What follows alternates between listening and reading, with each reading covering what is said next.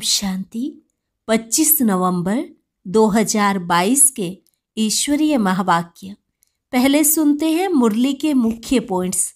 बाबा ने कहा, जैसे तुम्हारी मम्मा में सच्चाई पवित्रता थी, ऐसे तुम भी उनके समान गुण धारण करो। साफ दिल बनो, अवगुणों को निकालते जाओ। नहीं निकालेंगे तो पद भ्रष्ट हो जाएंगे। ब्रह्मा कुमार कुमारियां कहलाकर फिर इस बेहद के बाप का नाम बदनाम करेंगे तो क्या हाल होगा। ऐसा काम क्यों करें जो पद भी भ्रष्ट हो और बहुतों का नुकसान भी हो। अभी बाप तुम्हें इस पुरानी दुनिया से बेहद का सन्यास कराते हैं। तुम्हारे 84 जन्म पूरे हुए।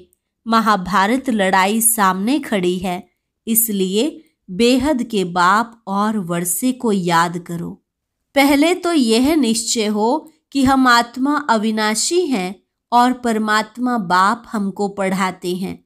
जब तक यह पक्का निश्चय नहीं, गोया कुछ भी नहीं समझे। यहाँ बहुत जबरदस्त कमाई है, परंतु चलन भी अच्छी चाहिए। तुम ब्राह्मण कुल वाले श्याम से सुंदर बन रहे हो। अगर कोई भागंती हो गया तो समझेंगे फिर से श्याम बन गया। तुम अपने लिए ही सब कुछ कर रहे हो, तो तुम बच्चों को बेहद की खुशी होनी चाहिए।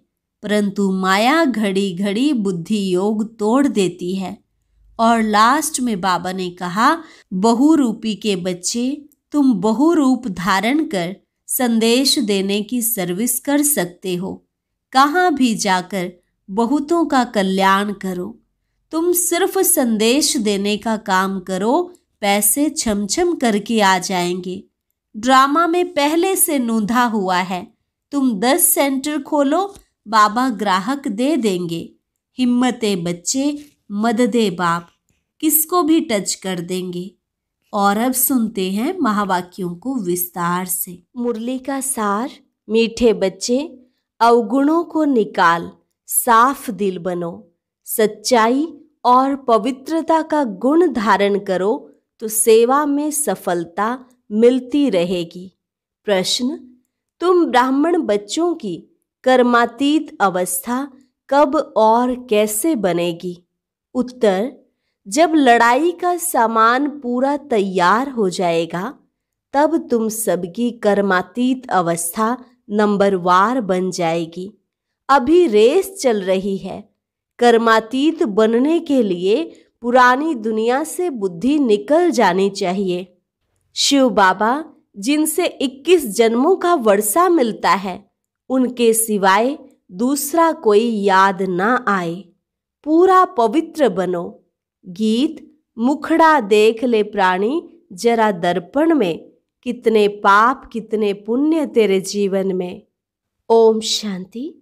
जबकि बेहद का बाप बच्चों को मिला है और बच्चों ने पहचाना है, अब हरेक महसूस करते हैं कि हम कितना पाप आत्मा थे और कितना पुण्य आत्मा बन रहे हैं।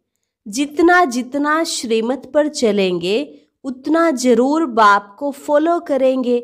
बच्चों के आगे एक तो यह चित्र है और दिलवाड़ा मंदिर भी पूरा यादगार है।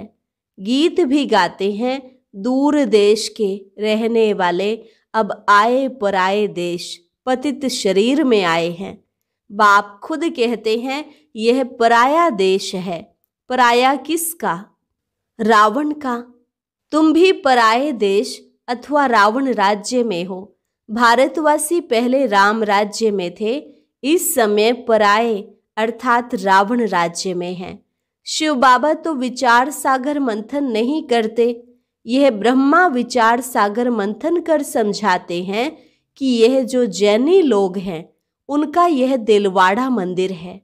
यह जो चैतन्य होकर गए हैं, उनका ही जड़ यादगार है। आदिदेव आदि देवी भी बैठे हैं।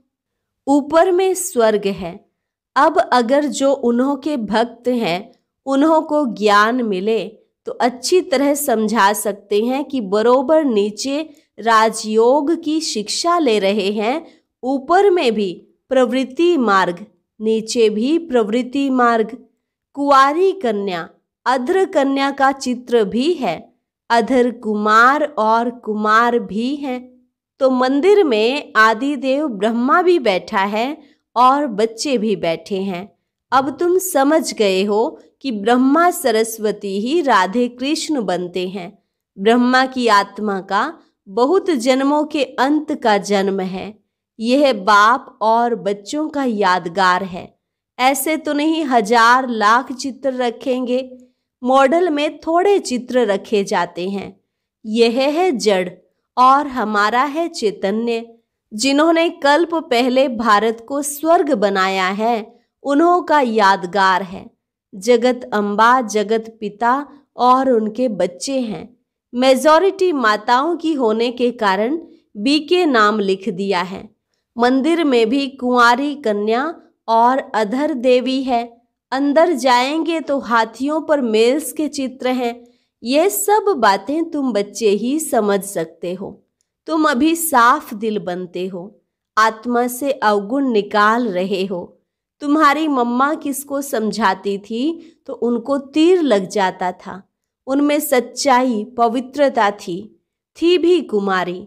मम्मा का नाम पहले आता है, पहले लक्ष्मी फिर नारायण। अब बाप कहते हैं मम्मा जैसे गुण धारण करो, अवगुणों को निकालते जाओ। नहीं निकालेंगे तो पद भ्रष्ट हो जाएगा। सपूत बच्चों का काम है हर एक बात समझना। पहले तुम बेसमझ थे, अब बाबा समझदार बनाते हैं। अज्ञान में बच्चे खराब होते हैं तो बाप का नाम बदनाम करते हैं। यह तो बेहद का बाप है। ब्रह्मा कुमार कुमारियां कहलाकर फिर ईश्वर बाप का नाम बदनाम करेंगे तो उनका क्या हाल होगा।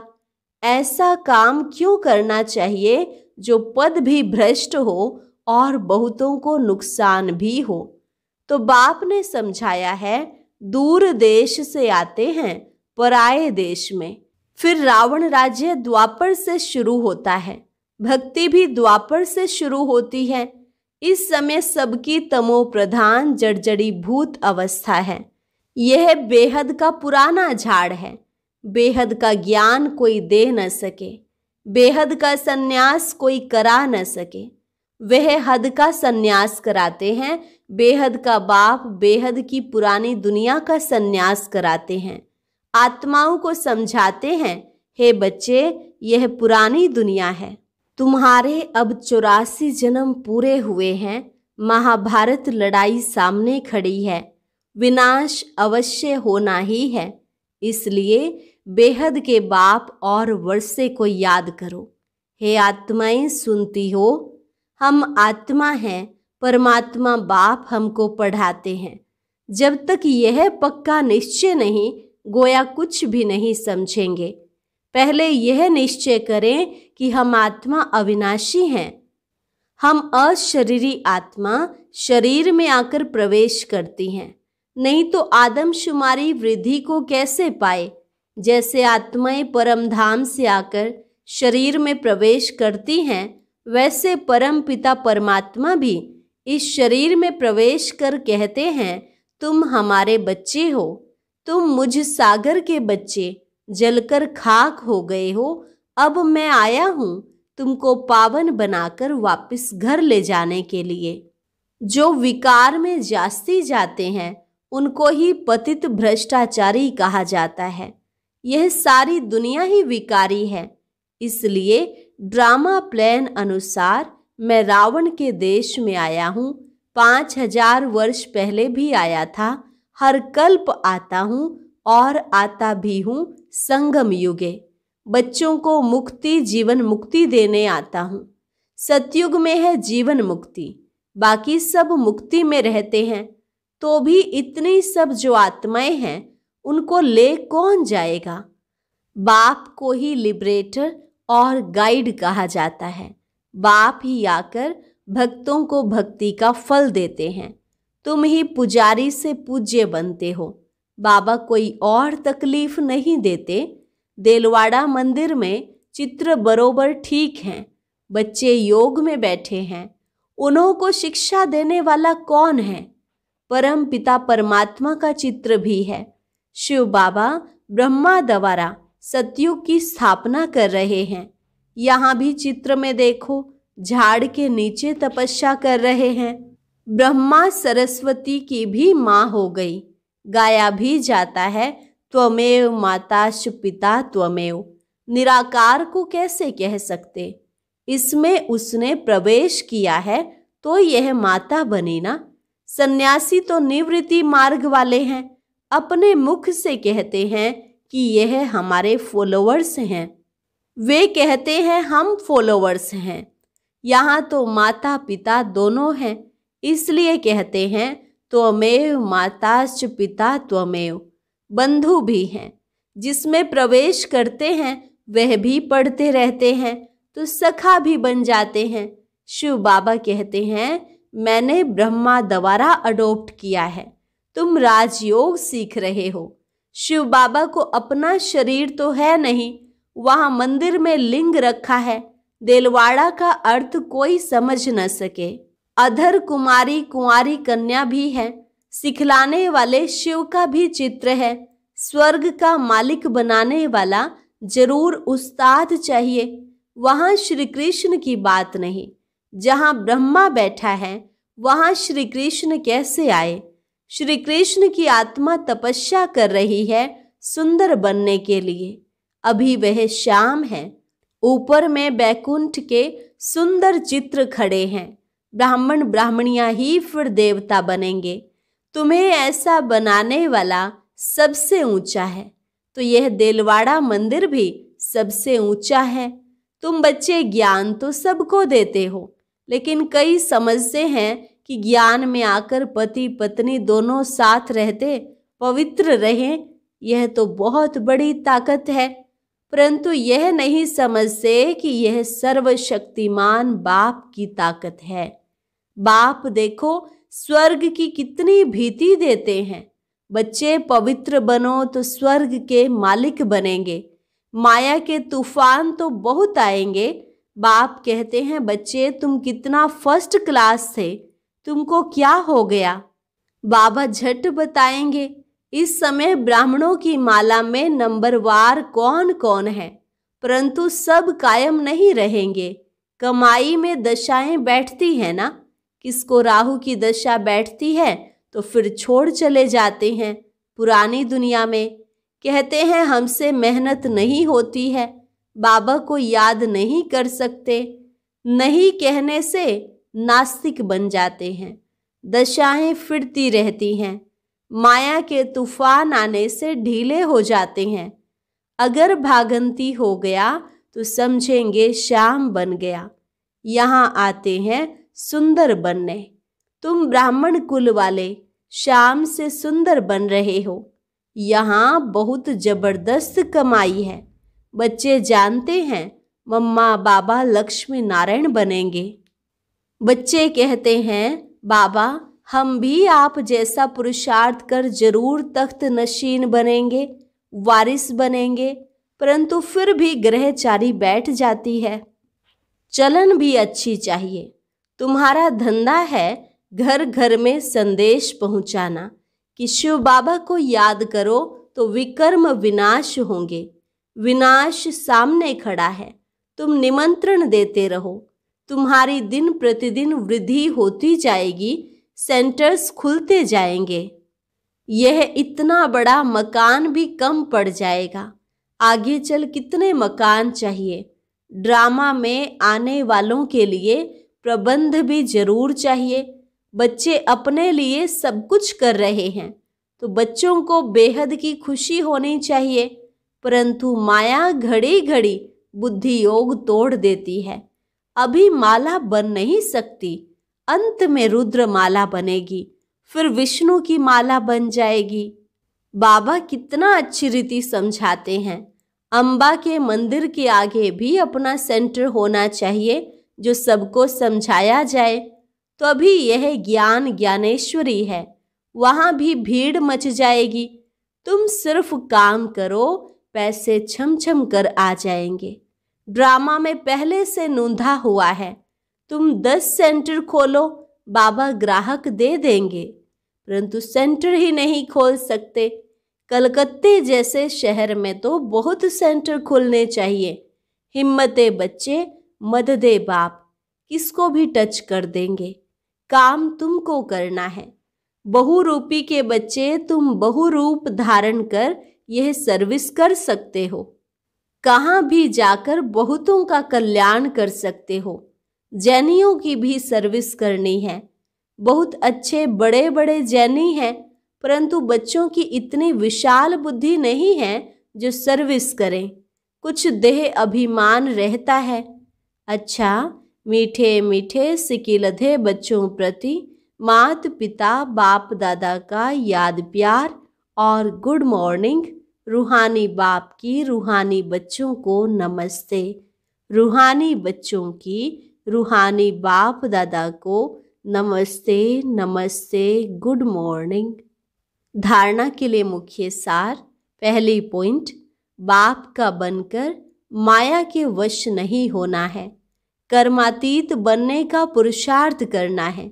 बाप को भूल नास्तिक नहीं बनना है।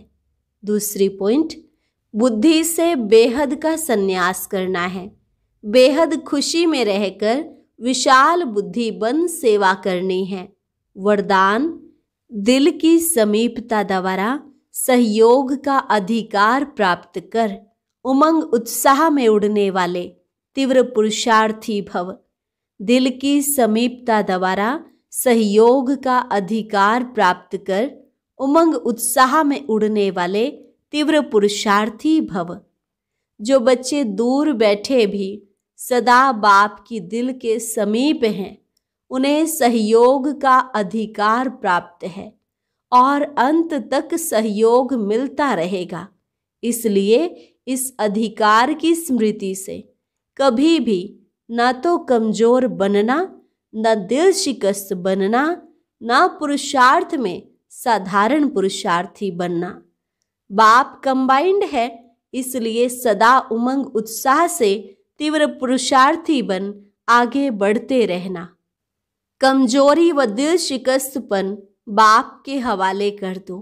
अपने पास सिर्फ उमंग उत्साह रखो।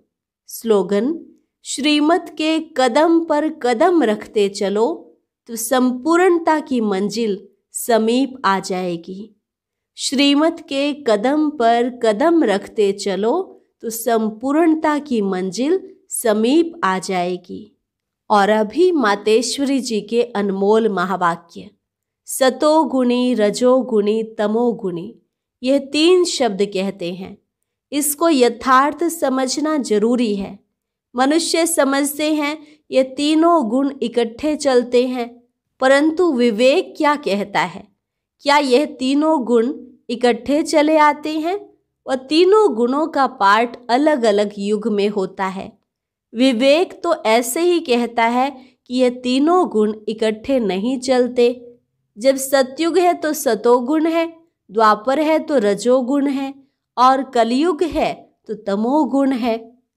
जब सतो है तो तमो रजो नहीं, जब रजो है तो फिर सतो गुण नहीं है। यह मनुष्य तो ऐसे ही समझकर बैठे हैं कि यह तीनों गुण इकट्ठे चलते आते हैं। यह बात कहना सरासर भूल है। वो समझते हैं जब मनुष्य सच बोलते हैं, पाप कर्म नहीं करते हैं, तो वो सतोगुणी होते हैं। परंतु विवेक कहता है जब हम कहते हैं सतोगुण, तो इस सतोगुण का मतलब है संपूर्ण सुख। गोया सारी सृष्टि सतोगुणी है। बाकी ऐसे नहीं कहेंगे कि जो सच बोलता है वो सतोगुणी है और जो झूठ बोलता है वो कलयुगी तमोगुणी है। ऐसे ही दुनिया चलती आती है। अब जब हम सतयुग कहते हैं तो इसका मतलब है सारी सृष्टि पर सतोगुण, सतो प्रधान चाहिए। हाँ, कोई समय ऐसा सतयुग था जहाँ सारा संसार सतोगुणी था। अब वो सतयुग नहीं है, अभी तो है कलयुगी दुनिया। गोया सारी सृष्टि पर तमो प्रधानता का राज्य है। इस तमोगुणी समय पर फिर सतोगुण कहाँ से आया? अब है घोर अंधियारा, जिसको ब्रह्मा की रात कहते हैं। ब्रह्मा का दिन है सतयुग और ब्रह्मा की रात है कलयुग, तो हम दोनों को मिला नहीं सकते। और दूसरा, इस कलयुगी संसार को असार संसार क्यों कहते हैं?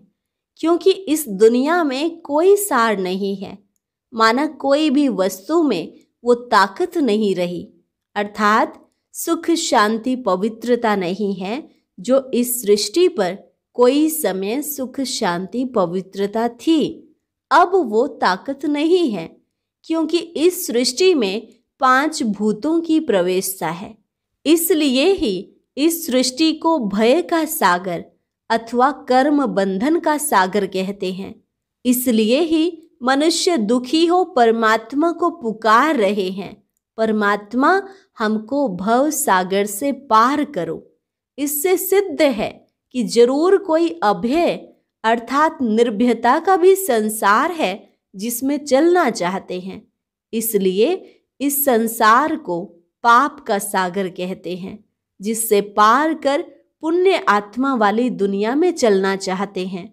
तो दुनियाएं 2 हैं, एक सतयुगी सार वाली दुनिया, दूसरी है कलयुगी असार की दुनिया। दोनों दुनियाएं इस सृष्टि पर ही होती हैं। अच्छा, और अब सुनते हैं आज का अव्यक्त ज्ञान मोती। ये एक बहुत संस्कारितापूर्ण वीडियो है, जरूर देखें, कोई भी मिस ना करे।